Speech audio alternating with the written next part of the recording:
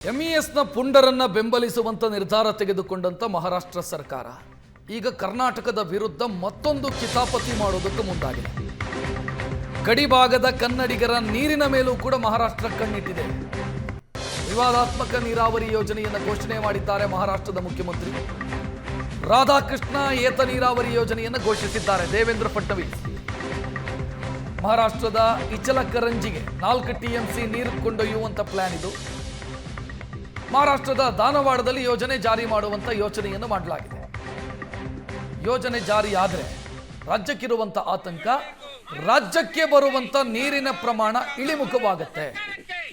ಕಲ್ಲೋಳ bridge ಮೂಲಕ ರಾಜ್ಯಕ್ಕೆ ಬರುವಂತ ನೀರು ಕಡಿಮೆಯಾಗತ್ತೆ ಅನ್ನೋದು ರಾಜ್ಯಕ್ಕಿರುವಂತ ಆತಂಕ.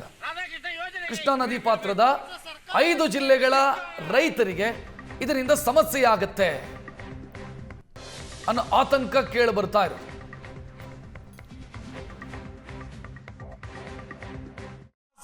या ठिकाणी मी आलो असताना माननीय खासदार साहेब आणि माननीय आमदार साहेबांनी एक महत्त्वाची अपेक्षा ही या ठिकाणी व्यक्त केलेली आहे. कारण मागच्या वेळेस मी आलो त्यावेळेस यांनी मला इथल्या पाणी पुरवठा योजनेची घोषणा करायला लावली. घोषणा तर मी करून टाकली. मी आणि शिंदे साहेब चिंता करत नाही, आम्ही पैशाची चिंता करत नाही, कशाचीच नाही, घोषणा करतो. पण प्रश्न आला पाणी द्यायचं कुठनं. यांना म्हटलं तुम्हीच सांगा बाबा द्यायचं कुठनं. पण मला अतिशय आनंद आहे, रविवारी आमदार साहेब आणि खासदार साहेब हे माझ्याकडे आले आणि त्यांनी माझ्यासमोर एक प्रेझेंटेशन केलं. कोणाचाही वाद होणार नाही, कोणाचंही पाणी पळवणार नाही.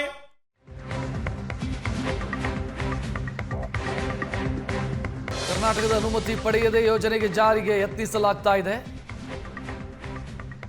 ನದಿ ನೀರು ಹಂಚಿಕೆ ಅಧಿನಿಯಮದ ಉಲ್ಲಂಘನೆಯಾಗಿದೆ, ಇದರ ವಿರುದ್ಧ ಕೋರ್ಟ್ ಮೊರೆ ಹೋಗಬೇಕಾಗಿದೆ ಅಂತ ಜಿಲ್ಲಾಧಿಕಾರಿ ಮಾತನಾಡಿದ್ದಾರೆ.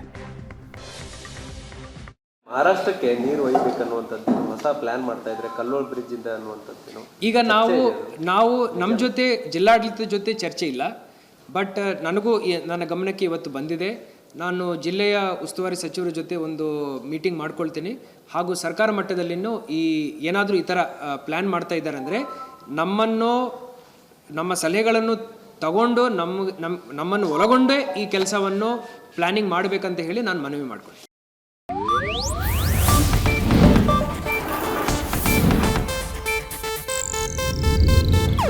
ಇದು ಏಷ್ಯಾನೆಟ್ ನ್ಯೂಸ್ ನೆಟ್ವರ್ಕ್ ಪ್ರಸ್ತುತಿ.